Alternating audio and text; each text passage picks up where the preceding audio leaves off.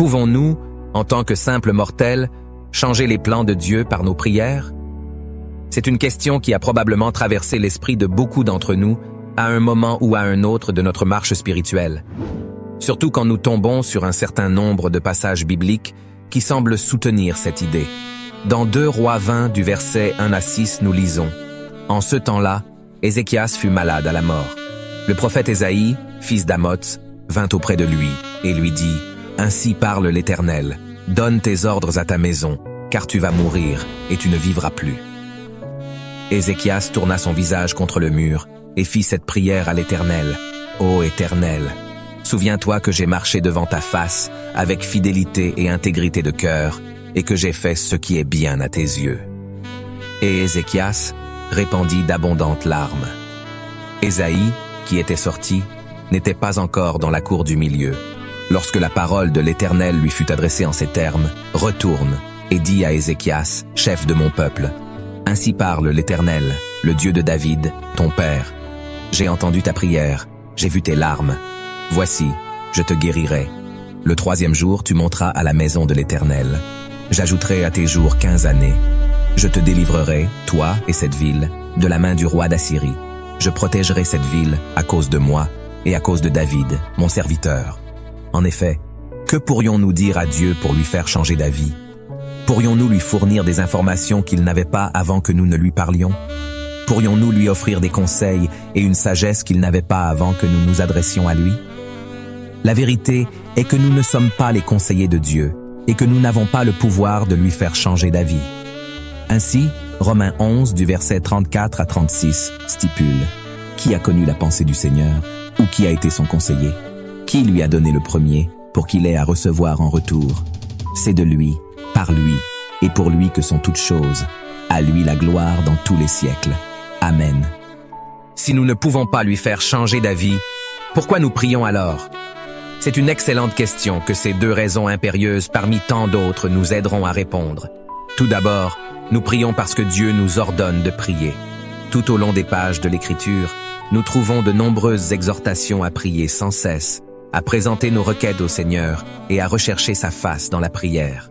L'obéissance au commandement de Dieu est un aspect essentiel de notre foi, démontrant notre soumission à son autorité divine. Deuxièmement, par la prière, nous entrons en communion, en dialogue avec notre Père céleste. C'est un privilège inestimable de pouvoir prier, de s'approcher du Créateur de l'univers et de lui présenter nos fardeaux et nos désirs.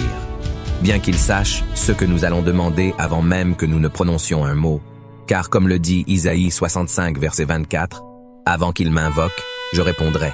Avant qu'ils aient cessé de parler, j'exaucerai. » Aussi, Matthieu 6 nous dit au verset 7 à 8, « En priant, ne multipliez pas de vaines paroles, comme les païens, qui s'imaginent qu'à force de paroles, ils seront exaucés.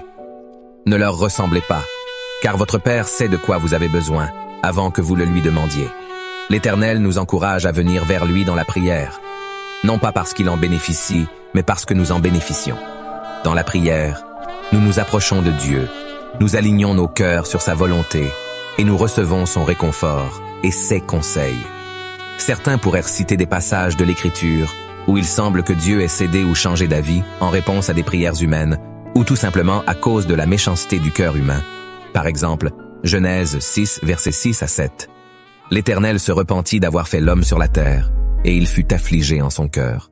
Et l'Éternel dit, « J'exterminerai de la face de la terre l'homme que j'ai créé, depuis l'homme jusqu'au bétail, aux reptiles et aux oiseaux du ciel, car je me repens de les avoir faits. » Aussi 1 Samuel 15, verset 11, « Je me repens d'avoir établi Saül pour roi, car il se détourne de moi et il n'observe point mes paroles. » Comment concilier de tels passages avec l'idée que la pensée de Dieu est immuable? La réponse réside dans la compréhension du langage biblique. Dans les passages narratifs, comme ceux qui relatent les événements impliquant Abraham et Isaac, la Bible utilise souvent ce que nous appelons un langage phénoménologique.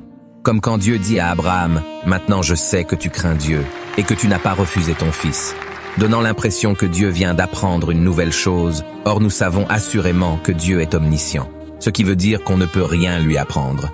Comprenons alors que c'est l'usage d'un langage descriptif du point de vue des observateurs humains, décrivant les événements tels qu'ils nous apparaissent. tout comme la Bible parle du soleil qui se lève et se couche, Ecclésiaste 1 verset 5. Le soleil se lève, le soleil se couche. Il soupire après le lieu d'où il se lève de nouveau. Même si nous savons que ce n'est pas le cas, elle utilise un langage qui tient compte de notre perspective humaine limitée. Dans ces passages, il peut sembler que Dieu a cédé ou s'est repenti, mais dans les passages didactiques, qui ont pour but d'enseigner et de fournir un éclairage théologique, il nous est rappelé que Dieu n'est pas un homme, qu'il ne change pas d'avis. Ces passages didactiques servent d'ancrage à la vérité, nous mettant en garde contre le fait d'interpréter la nature de Dieu uniquement à travers le prisme de notre compréhension limitée. En fait, ces récits témoignent d'une certaine condescendance de la part de Dieu. Il utilise gracieusement le langage et la perception humaine pour communiquer avec nous, même si sa nature divine reste immuable et inchangeable. Dieu ne peut se repentir, car il est parfait et ses plans sont sans faille. Voilà ce dont témoigne Nombre 23, verset 19. Dieu n'est point un homme pour mentir, ni fils d'un homme pour se repentir. Ce qu'il a dit ne le fera-t-il pas? Ce qu'il a déclaré ne l'exécutera-t-il pas? Ainsi, abordons la prière avec un cœur humble, en reconnaissant que nos requêtes ne modifient pas la pensée de Dieu, mais nous permettent plutôt de communier avec notre Créateur aimant. Considérons le privilège de la prière comme un acte d'obéissance et une occasion de nous rapprocher de notre Dieu immuable.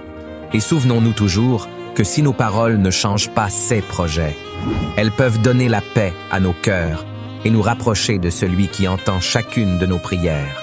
La prière, qui est donc une ordonnance du Seigneur, devrait se faire sans orgueil, sans hypocrisie et sans égoïsme. Dieu, qui connaît tout avant tout, ne peut prendre en compte ou exécuter une requête qui ne relève pas de sa volonté. Il n'est pas un plaisantin, il n'est donc pas une machine à satisfaire à toutes les requêtes. Dans le cas échéant, toutes nos prières à Dieu se seraient déjà accomplies. Réfléchissez bien. Il apparaît donc que la prière devient un vecteur de communion et d'échange dans sa volonté.